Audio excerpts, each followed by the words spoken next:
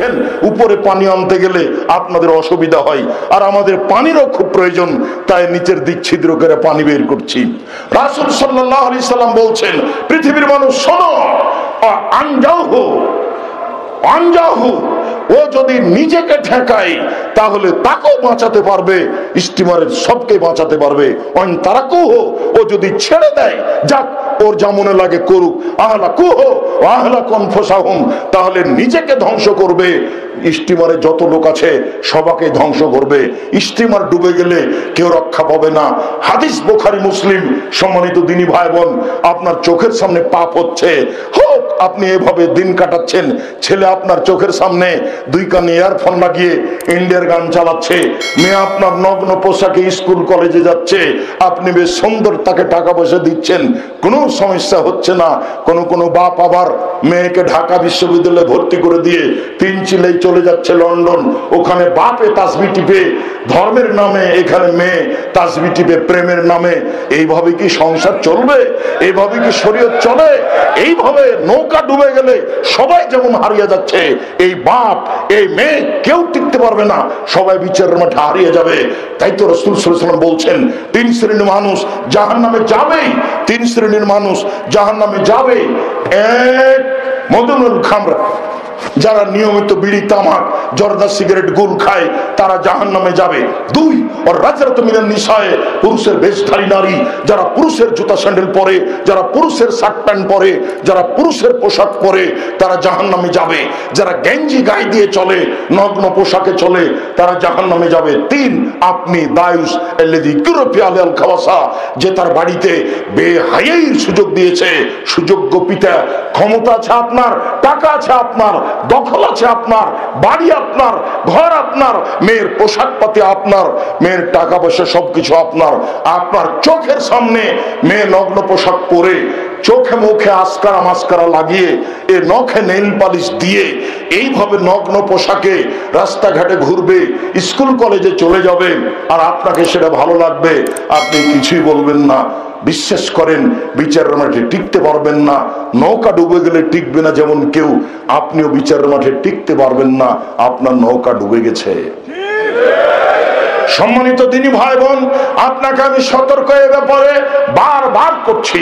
এরপরে সংক্ষিপ্ত বলি, মাওলানা সাহেব তো দাওয়াত দিলেন, খুব আমাদেরকে বললেন, নিজে কি করলেন, এবার হুজুরের কাছে চলে যায়।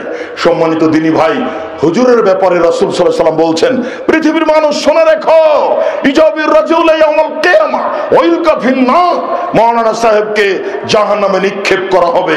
ফাতান্দালে কাক্তাবহু, মাওলানা সাহেবকে জাহান্নামে নিক্ষেপ করার সাথে সাথে তার ভুঁড়িটা বের হয়ে যাবে।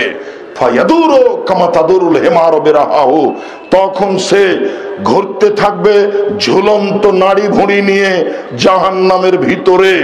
গরুর পায়ে ধান মারার সময় গরু যেমন ধানের উপরে ঘুরে, এই দৃশ্য দেখেছেন কোনদিন? গাছের চতুর্দিকে গরুটা যেমন ঘুরে সরিষার তেল পিড়ানোর সময়, সরিষার তেল পোড়ানো অবস্থা দেখেছেন? তেলির বাড়িতে হয় এটা, গাউছার বাড়িতে এটা হয়, চাঁপাই নবগঞ্জে বলে তেলি, আর গাইবান্ধা রংপুরে দিনাজপুরে বলে গাউছা। যেটাই বলুক না কেন, যখন গরুটা ঘুরতে থাকে তো মাওলানা সাহেব এইভাবে ঘুরতে থাকবে তার ঝুলন্ত নাড়ি ভুঁড়ি নিয়ে।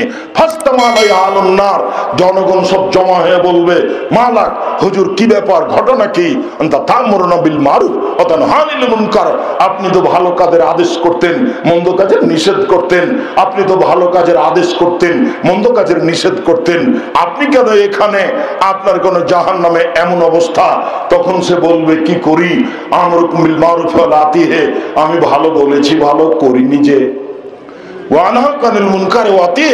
আমি মন্দ নিষেধ করেছি, তবে নিজে মন্দ করেছি, আমি মন্দ নিষেধ করেছি, তবে আমি মন্দ নিজে করেছি। আর নিজের কথা বলবো কি? তবে আপনাকে বলছি, মাওলানা সাহেবকে বলছি, মাওলানা সাহেব পর্দার বক্তব্য অন্তত আপনি সাতক্ষীরা থেকে আমাদের এলাকায় দিয়েন না।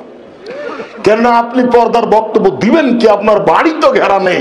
যদি আপনার বাড়িতে আমরা যাই, আমি আব্দুর রাজ্জাক বিন ইউসুফ পরিবার নিয়ে যাই, তাহলে আপনার বাড়িটাকে মনে করব এটা ট্রেন স্টেশন। ট্রেন স্টেশনে যেভাবে পর্দা করে থাকি আমরা, সেভাবে থাকবো। আপনার বাড়ি ঘেরা নেই, মাওলানা সাহেব কেন আপনি দাওয়াত দিবেন? বিপদ নেমে এসেছে আপনার উপরে। দেখুন, আবু হুরায়রা রাদিয়াল্লাহু তাআলা আনহু বলেন, রাসূল সাল্লাল্লাহু আলাইহি সাল্লাম বলেছেন, লাইলাতুল উসরিয়া বি, যে রাতে আমাকে উপরে নিয়ে যাওয়া হলো, লাইলাতুল ইসরা, যে রাতে আমাকে নিয়ে গিয়ে 5 ওয়াক্ত সালাত ফরজ করা হলো, যখন আমি যাচ্ছিলাম হঠাৎ দেখি অনেক মানুষ তুকরাজ সাফম বিমাকারাজ মিনান নার, তাদের জিহ্বাকে আগুনের কাঁচি দিয়ে কেটে নেওয়া হচ্ছে। অবাক হয়ে গেলাম, ঠোঁট এবং জিহ্বাকে আগুনের কেঁচি দিয়ে কেটে দেওয়া হচ্ছে।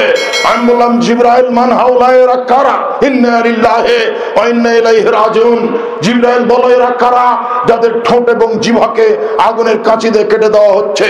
তখন জিবরাইল বলছেন, হাউলায়ে খুতুবুকা আল্লাযিনা ইয়া'মুরুনা বিল মারুফে ওয়া ইয়ানসাউনা আনফুসাকুম।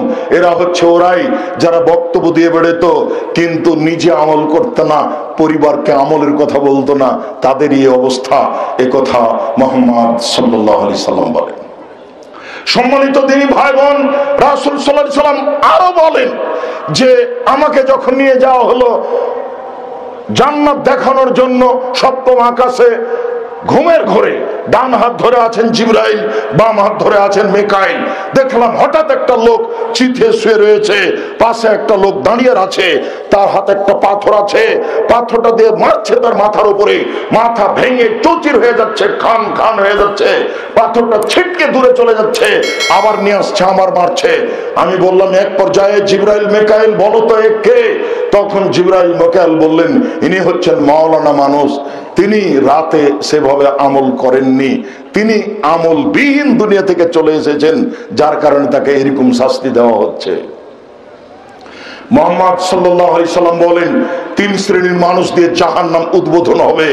আজকের সালাফি কনফারেন্স উদ্বোধন করছিলাম আসরের সালাতের পরে, এরকমই জাহান্নাম উদ্বোধন হবে 3 শ্রেণীর মানুষ দিয়ে।